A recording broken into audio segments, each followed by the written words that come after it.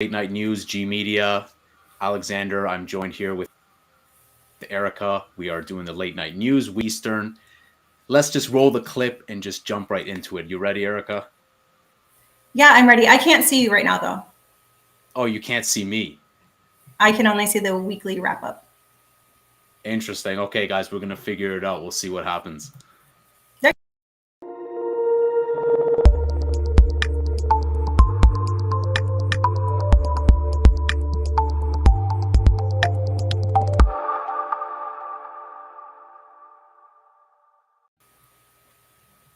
All right, we are back. Can you see me now, Erica?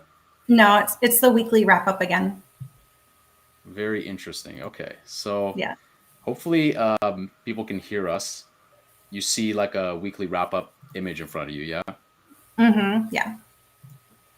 Let me make sure there's no overlays. There you go. Are you good now? Yep. Good?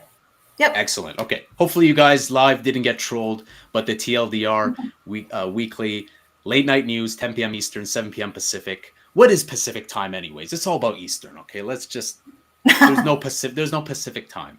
I'm in the middle. Welcome back. You're in the middle. Okay. So I'm all right. Okay. I don't care. Good to see you, Erica. Hope you are doing good in these crazy crypto times. Let's just jump right into the news. Let's take a look at the global crypto market cap. Right now, it's kind of doing some sideways. It's doing, it's doing a little teeter totter. Speaking of Pacific and Eastern, it's doing a little fence sitting. I guess the global crypto market cap is kind of contemplating its existence. I don't know, 2 trillion by the end of the year. I don't know. Bearish. I don't know. I don't know at the end of the day. Let's take a look at some of the top gainers. Anchor Protocol pumping a lot. These game tokens, fan tokens, Chili's pumping. Of course, people are going berserk and pumping. Celsius token, enter at your own risk. And again, guys, none of this is financial advice. I know you guys hate hearing that. I hate saying it, but I got to say it. Nothing that we provide on G Media is financial advice. Shiba Inu, Dogecoin. I think we're going to see, to wrap up on that section, I think, Erica, we're going to see a comeback for the meme coins. I think we're going to see a meme coin storm like no other. We saw Dogecoin get a higher valuation than Honda in spring of 2021. Will that happen again? I don't know. It could. I think so. I mean, especially as new people are coming in, like people are always looking for those gains. And especially if you don't understand how market cap works and everything like that, you just see like, oh, this is only, a fraction of a penny. So if I buy a lot of it, then I mean, and that there is some truth to that, but it's not going to probably make you a millionaire unless you have a lot, unless you're a whale. But I definitely think that it's going to come back. And then I also think like a lot of us, or, I don't know what percentage, but I do anyway. Like I have some meme coins in my bags and like my dogs are sleeping a little bit. And so I think that we would all like them to go up a little bit at least. Yeah. I agree. Yeah, I definitely have my meme coins. Anyone can know history, which meme coins I'm holding. And speaking of meme coins, I think that's a perfect transition into a poll that we put out today. So we put out a poll today. I asked you guys, hey, will meme coins come back stronger? And yeah, strong support. Over 74% say yes, over 200 votes. So it seems like there's a bullish support for the meme coins. So, hate them or love them, meme coins are some of the best performers time and time again, and I'm not saying this just to like be a shitcoin activist, but like often it's the meme coins that are turning heads and having these huge gains. And like you said, is it going to make you a millionaire? Probably not. Is it possible? Yes. Is it probable? No. But and like you said, you got to have big amount of bags, and sometimes people chase such high returns that they actually don't end up being able to sell for even a profit. So take it with a grain of salt.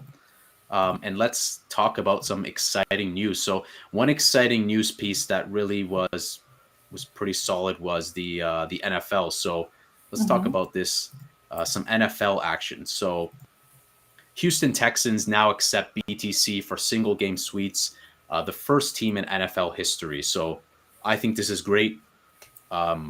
Bullish. I just say bullish. I don't really see this as bad in any way. I think the more sports teams that do this, and I think it was probably a big hurdle, but for them to do this, what next, right? I think this is going to be a domino effect. Do you have any thoughts? Yeah, I think it's definitely bullish too. I know that there are some professional athletes who actually get paid in crypto, and I think that, you know, in due time, like more and more are going to, and then really it just takes one company, one team, one person to start accepting it before, like you said, it's a domino effect. And so I think that we will see more and more. I did notice that the wallet that they're using, it is actually, they're based in Texas as well. And so I don't know if it was maybe like one of those things where they kind of like know each other. I don't know the story behind that, but maybe it could. But I mean, even if that is the case, like it's still good for the space. 100%. Yeah. I mean, if there was some friendships behind the scenes or, you know, something like that, I mean, the end result I think is still going to be good. And I like to see more mainstream players come into the scene. And, you know, I really love what they were doing with the NBA, FTX Arena. I think this is great. I think this is a win overall for crypto. The next update. So guys, there's always more and more controversial stuff. I think like at the end of the day, like if you go looking for it, you're going to see controversial stuff, hacks, exploits. News update: SEC is charging Dragon Chain founder Joe Rowitz for allegedly raising $16.5 million through the sale of unregistered securities. So it is what it is. I hope Joe is being good guy Joe, and like he was good intentions. I'm not even familiar with Dragon Chain. Like this is new to me. So, you know, it seems like every time I go for breath or every time the clock ticks, like another blockchain, another, you know, meme coin, another shit coin or something comes out. So it is what it is at the end of the day. So that made me go back a little bit to when I first got into crypto. And Dragon Chain, I heard that and I was like, that can't be the same one that I got like way back. And it actually is. So I don't remember how I found out about it, but it was like end of 2017. And the reason why I got it is because they like supposedly had ties with Disney, which now they say like point blank, like no ties with Disney. But, you know, back then it was like the rumor. And so I got some and I was like, I think I paid like $5 a coin for it. Like just like astronomical, right? To what it is right now. Yeah. And then I went back and I looked at the chart of all time and there I was like right on the top. And so, yeah, it's not new. It's been around for a while, but I mean, that happened like when I read, so this is actually an article that's on the US Securities and Exchange Commission website. So they basically said that the SEC alleges that in 2017. So, I mean, they're digging back a ways. And so it'll be kind of crazy. It seems like they might be maybe a little bit behind on things. So it'll be interesting to see what else they unearth. That's pretty crazy to see them go backtrack that much. Yeah. Like go 5 years into this project that like I haven't even heard about. And like, have you checked the valuation? Is it down significantly? You said you bought at the top. So oh gosh, did you dare check? Probably not. Probably one of those things where it's probably best not to check the value. I don't even know if I have access to it anymore. I don't know what exchange I bought it on. I'd probably have to like tunnel in through a VPN in order to transfer it now. But from its all-time high, which was way back, my cursor won't go that high, but it was like $5 something. And now it's at 2 cents. 10 cents, 2 cents. 0.022. Wow. Yeah. So it did like something like I'm just ballpark, like what, like it's 2 cents, so something like a 250x. So yeah. Hey, it is what it is, you know. If so many projects that I bought at the top, and I'm glad that you brought that up because like there's so many projects where I bought at the top and I was just like hyped. Like what was it that overtook us? We were just like, oh yes, like we were just like high on like the emotion, just Yeah. such like, I think about it when I took out 13 grand putting into a meme coin, it's like, what was I thinking? I was like, another ETH and another ETH. DJ Khaled, Yeah. another one. Like, just The doesn't hopium stop. is real. Yeah, the And hopium's you know, real. emotions are involved, and you 100 get, million you percent. get greedy. Like it happens. So, 100 million percent. we're in a bear market right now, but we will be on the rise again. And so That will once come you're in the again. space for a while, yeah, just It will come remember, again. keep yourself in check. Check 100%. yourself before you wreck yourself. That's all you got to do. Words. Wise Yeah. words. Yeah, I know. Speaking of checking yourself before you wreck yourself, the Coinbase update, that they will pause ETH ERC20 deposits and withdrawals during the merge. And this is no surprise. Eric and I were having a quick chat about this. I mean, like, guys, like, this is not a surprise. I mean, I can't use my phone when it's doing an update. I can iPhone when it's doing an iOS update. Be mindful that you're not that guy that's trying to send and receive ETH for some degen OpenSea play in the middle of like a merge going on. So just be mindful that, like, you just want to be considerate and keep it in the scope of your awareness. That's all I would say. Exactly. Any thoughts on the merge on this? I think it's pretty self-explanatory.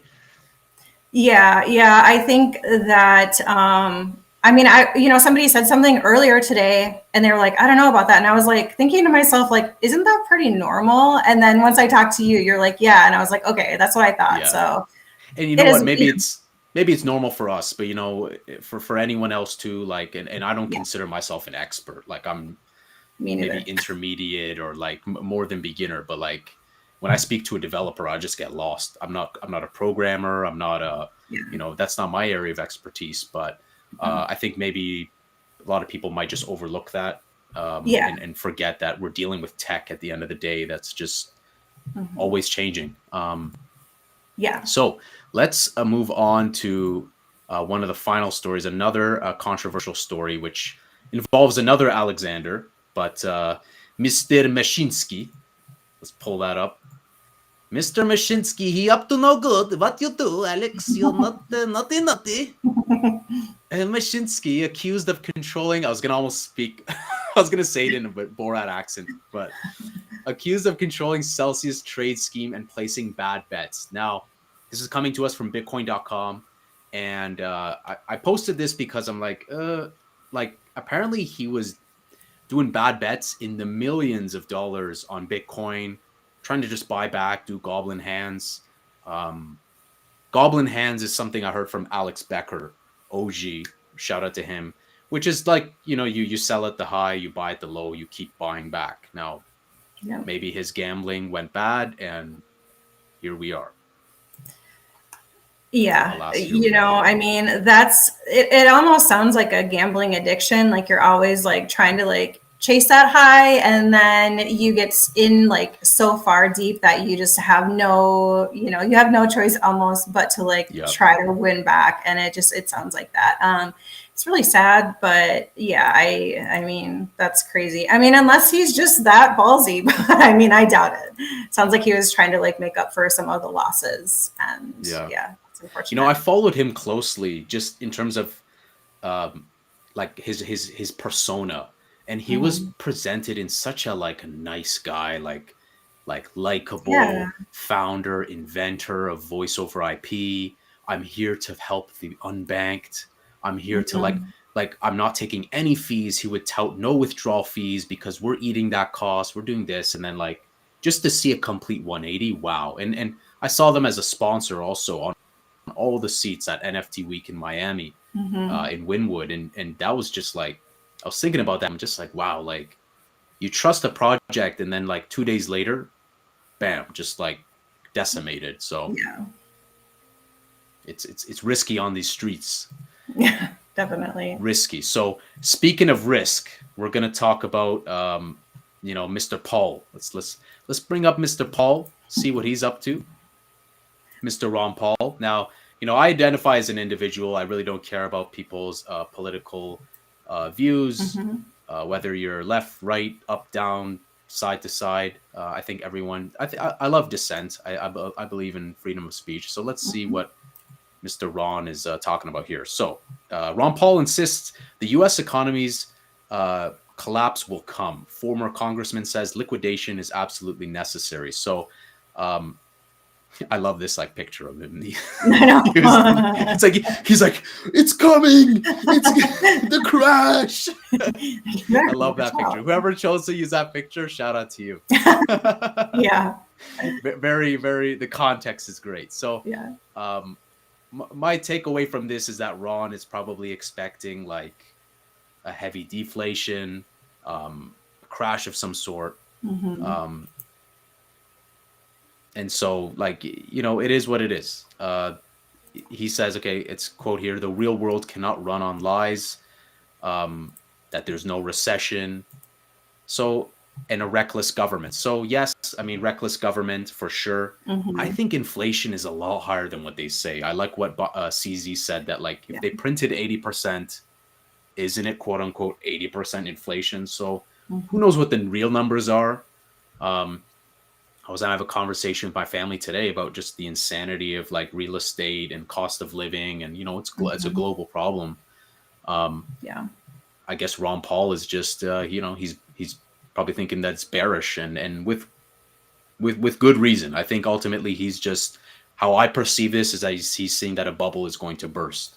And that's what he says here. Quote unquote, I'm talking about the inevitable collapse of the economy because we won't be able to afford it, and that can come quickly. The debt is there, and we're not going to pay it off in a normal, honorable, moral fashion. We are going to continue until the market wins. There has to be a default, and the default comes from paying off the bills with printed money. So I think that's actually quite a solid statement to say, right? I think it's quite logical. It's not really like arms flailing and going crazy. Just kind of is what it is. Right. But damn, the collapse of the U.S. economy, like, I mean, that's pretty scary. Yeah, it is. Yeah. I like what this one guy said, that every recession has a different flavor. Like this recession might be different, but we're gonna still feel the same effects. But yeah, definitely. Yeah. Even it says on here that Rich Dad Poor Dad's Robert Kiyosaki has warned on many occasions that rising inflation could lead to a greater depression.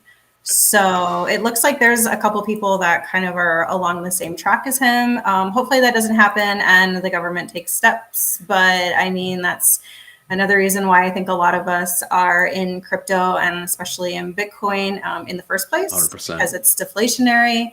But, you know, I mean, damn, hopefully not, because I mean, that would be terrible. I don't even want to think of 100%. I like the word that people use, that like the fiat corrodes or like rusts. Yeah. That it's, you know, like I make a joke out of it, and I don't want to see that day, but often I'll tell my friends like, when $100 baguette, when $100 loaf of bread, because it seems like we're headed in that trajectory right now here in Ontario, Canada, like nearly $2 a liter for gas. Yeah. You know, sometimes some stuff has been coming down, but sometimes that always concerns me. Deflation. Do we have a recession looming? How long can people afford these high interest rates on their mortgages and whatnot? Can they actually pay for what they have? So it's crazy. But at the same time, we have like inventory shortage. We have scarcity of real estate. So there's so many new variables that just like, who really knows where we're headed?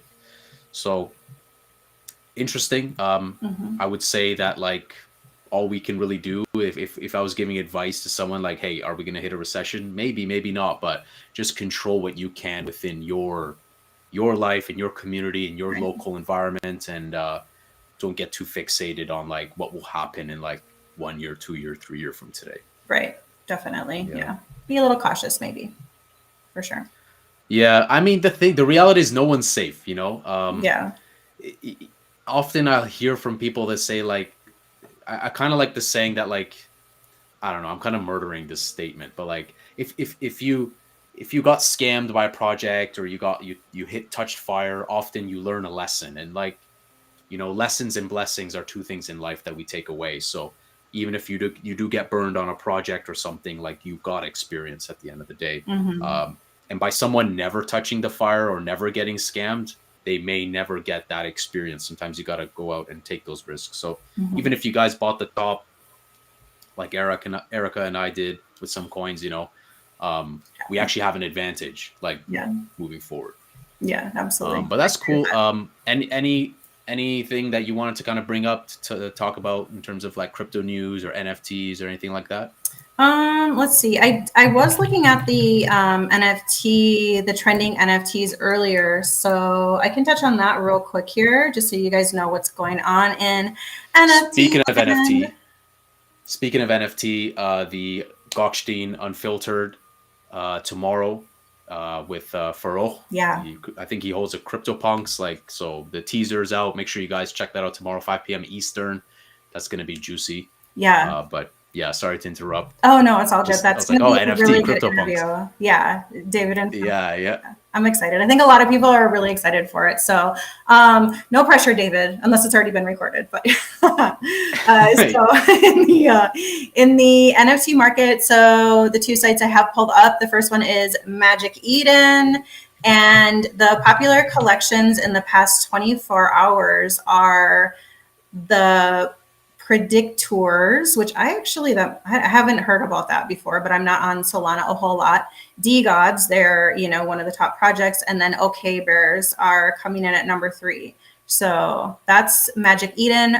And then in OpenSea, Bored Ape is still dominating. So we have Bored Ape Yacht Club at number 1, Mutant Ape Yacht Club at number 2, and then Other Deeds for Other Side is at number 3. So yeah, it's pretty interesting that the apes, they keep holding it down. And a lot of other projects, like I was talking in the other project that I work for in their town hall, and one of our founders, he was saying that, some of these projects, they're just not really like active. And so it's kind of crazy that they are still at the top. It's kind of baffling to me. And then you have other projects that are like doing things every single day, like trying so hard and very active, and they just don't see the fruit of their labor. Yeah. And it's really disheartening, because it's like sometimes you try your best to like, I'll do this. And it's just like no one's giving you the attention that you deserve. Yeah. And I think in a sense, like that starving artist, like cultural thing is still also kind of carrying into this whole NFT sphere. I definitely see where like a lot of people are putting in like blood, sweat, and tears, but like they don't get a fraction of maybe the attention that they deserve. So I think that's a good point you bring up. Like many of these projects are, I mean, I don't want to use the word abandoned, but they're kind of just chilling there. Maybe they're not doing anything, and meanwhile, just people are eating it up. So yeah, I guess people are just ultimately just a lot of speculation combined with just a variety of stuff. Yeah. I'm gonna pull up OpenSea here real quick, and we can see here just like top collections over the last 24 hours, and Bored Ape just killing it like usual. Doodles, they've been on this list for a while. CryptoPunks jumping, back and forth in between here. Azuki, I mean, just Yuga Labs alone, Bored Ape, Mutant Ape, Other Deed, Bored Ape Kennel, like almost 1/3 of this is just like Bored Ape stuff. Yeah, which is just crazy. Exactly. They're just dominating. I mean, and the fact that even probably more, we could just say like half of this is essentially Bored Ape. It is what it is. Is it going to go to 0? I don't know. I hope for David that it doesn't go to 0. I don't have a Bored Ape or TJ. Shout out to TJ from Everise. I hope it does not go to 0. Yeah. But it's so lucrative. No liquidity. Just be super careful. I love my NFTs, but I wouldn't dish out like 100 ETH for an NFT. That's for sure. Yeah, so that's pretty much it. I don't have anything else to report on the NFTs at all. But yeah, I hopefully Bored Ape does. Magic Eden, definitely. People should keep it on their radar. I mean, with them adding Ethereum and whatnot, I think that's like an NFT marketplace to keep on the radar. 100%. Yeah, absolutely. 100%. 100%. All right, sweet. So guys, thank you for joining us, Erica, myself, Alexander from Gokhshtein Media. Again, we do this weeknights, 10 p.m. Eastern, 7 p.m. Pacific. In terms of some cool events that are happening, we've done tons of interviews at Futurist Conference. Shout out to whoever came, Toronto, a couple days. It was amazing. I got yelled at by Vitalik's mom. You guys can find that picture somewhere on Twitter. I didn't know that. Shout out to Vitalik. Gave him some thanks. And we recorded a lot of interviews, 38 so interviews, give or take. So if you guys did an interview with us, stay connected with our socials. We are DMing those interviews out also, really short and sweet. And you get to meet some founders and some cool projects. And so, guys, thank you very much for joining us on Late Night News. And we'll see you again on the next episode or next content, the next, this crypto market never sleeps. So thank you, guys. Yeah. Thanks, everybody. Have a good night.